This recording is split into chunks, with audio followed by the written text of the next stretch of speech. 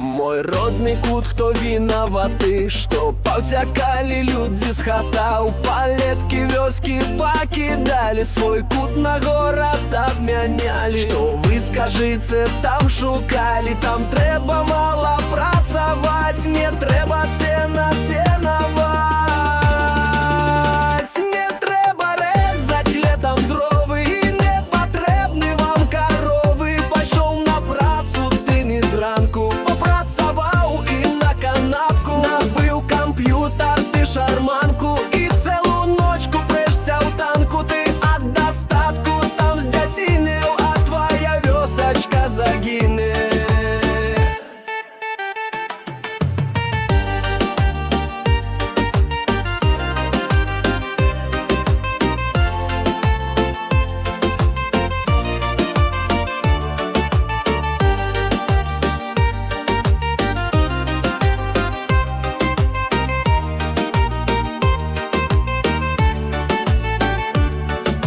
Засохне вяз, высохне студня, і бусел прылятаць не будзе. Дзяды жылі тут нашы пільна, і пехатой хадзілі ў Вільню. Яны абу так шанавалі, перад мястэчкам абувалі. Зярнятка кожнае лічылі, рукамі бульбачку лупілі, і з крапівы бульон варылі, лучынькай хатачку свяцілі, кашульку зрэбную носили. Яны аддана працавалі, шляхоў лягчэйшых не шукалі. Зімой у вёсках галадалі, і хлеб з мякіны выпякалі.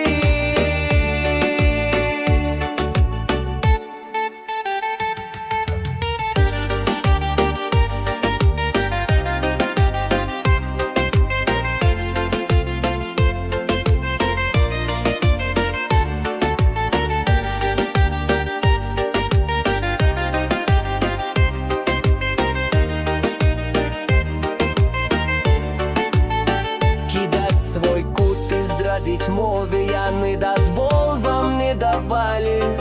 Унукі з горада прыйдуць, не разумеюць мовы дзеда. У лесе ночкай не блукаюць, папараць кветку не шукаюць. Яна тут ёсць у нас, здаецца, чуждынцам